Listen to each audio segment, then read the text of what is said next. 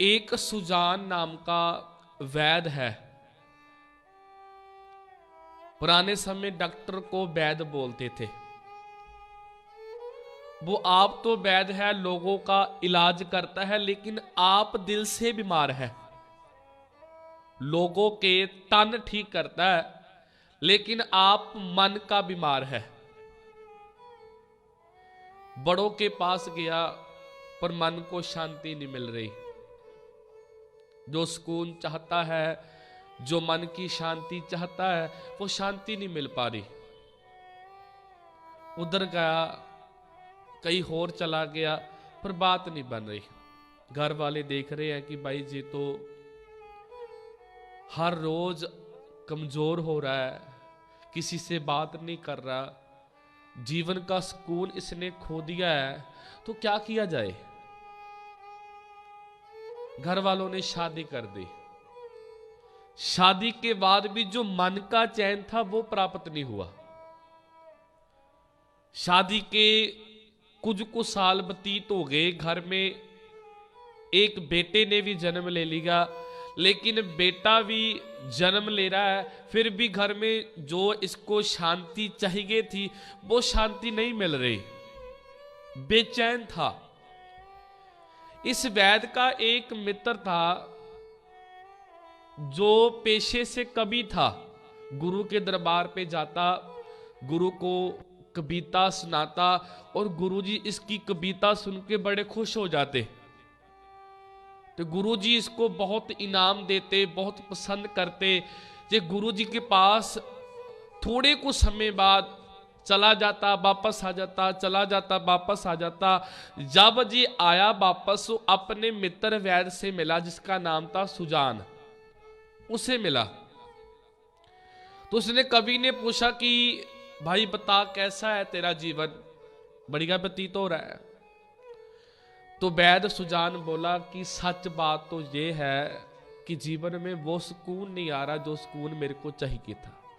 शादी भी हो गई है, बच्चा भी हो गया है, पर जो मन की शांति मैं चाहता था, जो मन का सुकून मैं चाहता था, जो अंदर का आनंद मैं प्राप्त करना चाहता था, वो मेरे को नहीं मिल रहा। मैं बौद्ध के पास चला गया, पर जो अंदर का सुकून था वो नहीं मेरे को मिला। तो उसके मित्र कवि ने बोला कि नहीं, ऐसे कर, मेरे साथ चल आनंदपुर साहब, आनंदपुर वाले गुरु गोविंद को जाके मिल, लगता है वहां जाके तेरे को तेरे मन का सुकून मिल जाए, तेरी मन की शांति तेरे को प्राप्त हो जाए। जब अंदर कोई ना कोई प्यास हो ना किसी चीज की, फिर जहां भी हमको कोई बोलता ना वहां से लेके आओ, वहां चलते हैं, हम दौड़े जाते हैं कि शायद वहां जाके हमें मिल जाए जिस चीज की प्यास होगी, भूख होगी। इसने बोला कि समा बर्बाद ना करो, जल्दी मेरे को आनंदपुर साहब ले जाओ। मैं भी आनंदपुर साहब जाकर गुरु गोबिंद सिंह जी के दर्शन करने चाहता हूं। अंदर को जो सुकून चाहिए शायद वो गुरु के दरबार पे मिल जाए। ये वैद्य सुजान और इसका मित्र कवि दोनों गुरु गोबिंद सिंह जी के दर्शन पाने के लिए आनंदपुर साहब के लिए रवाना हो गए। रास्ते में बातें करते जाते हैं। वो बता रहा है कवि कि गुरु गोबिंद सिंह ऐसे है, गुरु गोबिंद सिंह ऐसे है, उनका चेहरा ऐसे, उनकी बातें ऐसे, उनकी चोच ऐसे है। वो सारा उनका जीवन गुरु गोबिंद सिंह को बता रहा है। और वैद्य सुजान बोला कि सच में अगर गुरु गोबिंद सिंह ऐसे है ना, फिर मेरा मन करेगा मैं गुरु गोबिंद सिंह के पास हमेशा के लिए रहूं, मैं कभी भी गुरु गोबिंद सिंह को छोड़ के नहीं आऊंगा। जब आनंदपुर साहब में डॉक्टर जे वैद्य सुजान पहुंचा ना, सामने गुरुजी इसको दिसे। गुरुजी को इसने देखा और बड़े प्यार से गुरुजी को देख रहा है। और जब गुरुजी को सामने देखा तो अंदर एक शांति सी महसूस हुई, ठंडक सी महसूस हुई। क्योंकि जब हम गुरबानी का फरमान पढ़ते हैं, गुरबानी को पढ़ते हैं, तो गुरबानी में ये बार बार हम शब्द पढ़ते हैं कि अंदर सच्चा ने लाया प्रीतम अपने, तन मन होए निहाल जागुर देखा सामने। जब गुरु को सामने देख लेंगे तो अंदर शांति आ जाएगी। तो सतगुरु ने इस वैद्य सुजान को पूछा कि भाई कैसे हो, आप यहां पे आए हो, किसके लिए आए हो? दोनों हाथों को जोड़कर जे वैद्य सुजान बोलता है कि सतगुरु आपके दर्शन के लिए आया हूं, और बहुत लंबे समय के लिए एक अंदर की शांति ढूंढ रहा था, पर आपके आज दीदार किए वो अंदर को शांति मिल गई है। अभी मेरा मन चाहता है कि मैं हमेशा के लिए आपके चरणों में बैठा रहूं और आपके चरणों की सेवा करूं। पर गुरु गोबिंद सिंह कहते नहीं, ऐसे नहीं होगा। तू काम क्या करता है?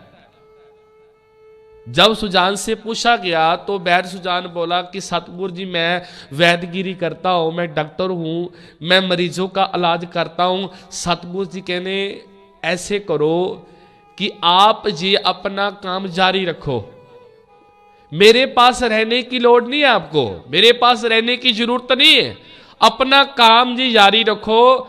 एक दिन ऐसा आएगा कि आपको मेरे पास आने की जरूरत नहीं, मैं आपके काम से खुश होकर, आपकी सेवा से खुश होकर मैं आपको दर्शन देने के लिए आऊंगा। ये गुरु जी ने हमको सिखाया है कि दुनिया की सेवा की जाए, भूखे को लंगर छकाया जाए, जो जमीन पर गिरा हुआ है उसको उठाया जाए, रोते को हंसाया जाए, ये ही है प्यार। आप ये प्यार बांटोगे तो गुरुजी आपसे खुश होंगे। सच्चाई ये है।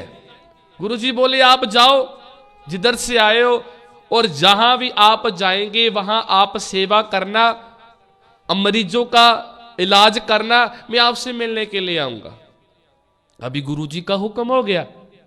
अभी गुरुजी का हुक्म प्राप्त करके जे आनंदपुर साहब से निकला, रोपड़ के इलाके में आ गया। थका हारा बेहोश होया, दिग धरती पे भूखे होने के कारण बैठ गया। गांव के लोग इकट्ठे होके आए, बोले आप कौन हो भाई? बोला मेरा नाम वैद्य सुजान है। कहां से आए हो भाई? आनंदपुर साहब से आया हूं। गुरुजी ने मेरे को भेजा है, हुक्म किया है कि जाके मरीजों की सेवा करो। वो सभी गांव वाले इकट्ठे होके आए थे। वो बोले कि हमारे गांव में कोई भी वैद्य नहीं है, गुरुजी ने आपको हमारे लिए भेजा है, आप हमारे गांव में रहे और यहाँ के मरीजों का इलाज करें, हम आपकी पूरी मदद करेंगे, आप जो कुछ आपको जो भी चाहिए। छोटी सी एक झोपड़ी तैयार करके इस वैद्य को गांव वाले ने दे दी है। अभी सेवा करता है, कोई भी मरीज आए जो उसका इलाज करता है, बड़े खुशी से करता है। पता क्यों? वो कि मेरे गुरु का हुक्म है। जब हम कोई भी काम ये सोच के करेंगे ना कि ये मेरे गुरु की खुशी के लिए हो रहा है, वो काम आपका सिमरन बन जाएगा, बंदगी बन जाएगा। कोई भी काम करे ये सोचे कि ये गुरु की खुशी के लिए है, वो काम आपको बरकत तो देगा ही देगा और अंदर का सुकून भी देगा, अंदर की शांति भी देगा। अभी वैद्य सुजान काम कर रहा है। 1 महीना व्यतीत हो गया, 2 महीने व्यतीत हो गए, 3 महीने व्यतीत हो गए। इतिहास में लिखा हुआ कि 2 साल व्यतीत हो गए, ना तो इसने गुरु के दर्शन किए, ना गुरु जी इसको मिलने आए। 2 साल व्यतीत हो गए। जो रास्ते से लोग गुजरते थे आनंदपुर साहब के लिए, उनको बस ये एक बात बोलता था कि गुरुजी को बस ये बता देना कि रास्ते में आपका सेवक वैद्य बैठा, उसको भूल मत जाना, उसको कभी मिलने आ जाना। जब आनंदपुर से कोई वापस आता, इसको मिलकर जाता, इसको कई बार कोई सिख बोल देता कि तेरे को गुरुजी याद करते हैं भाई। जब इसने ये सुना ना कि मेरे को गुरुजी याद करते, बड़ा खुश होता कि शुक्र है वो दीन दुनिया का मालिक, वो बादशाह, वो शहंशाह मेरे जैसे गरीब को याद तो रखा हुआ है। बहुत बड़ी बात थी। अभी 2-3 साल व्यतीत हो जाते हैं कि एक सिख इसके पास आया और इसको बोला कि भाई वैद्य सुजान, गुरुजी इस इलाके से गुजरने वाले हैं, तेरी झोपड़ी के पास से गुजरेंगे। अभी जो तेरे मन की इच्छा थी, 2-3 साल व्यतीत हो गए थे, अभी गुरु के दीदार तू अपनी आंखों से कर लेना। गुरु जी कल इस रास्ते से गुजरने वाले हैं। जी बड़ा खुश हुआ। ये कमाल हो गई है। 2-3 साल मैंने गुरु जी के दर्शन नहीं किया, अभी गुरु की दर्शन करने का समय आ गया है। खुशी की लहर इसके अंदर से दौड़ पड़ी, खुश हो गया। सभी गांव वालों को इकट्ठा करके बोलता है कि फूल इकट्ठे करो, जिस जिस रास्ते से गुरु आएंगे हम फूल बिछाएंगे। गुरु जी की स्वागत की बढ़िया सी तैयारी करो कि मेरा मालिक आ रहा है, मेरा शहंशाह आ रहा है, मेरा बादशाह आ रहा है, मैं अपने गुरु के दर्शन करने वाला हूं। पूरी तैयारी में सभी लोग इकट्ठे होके सारी रात फूलों की माला तैयार की, गुरु के गले में डालेंगे। कुछ फूल ऐसे तोड़ कर रख लिए कि गुरु के चरणों में बिछाएंगे। सारी रात तैयारी करता रहा और अंदर से खुशी की लहर भी उठ रही है कि 3 साल जिंदगी के व्यतीत हो गया, अभी 3 साल बाद गुरु के दर्शन आज होंगे मेरे को। जब इसको मालूम पड़ा ना दूसरे दिन की गुरु जी बिल्कुल पास में आ गए, थोड़ा सा बात को समझियो। इसको मालूम पड़ा कि गुरुजी बिल्कुल पास में आ गया, 2-4 मिनट में गुरुजी मेरे सामने आ जाएंगे, एक मोड़ रह गया। कितनी खुशी होगी।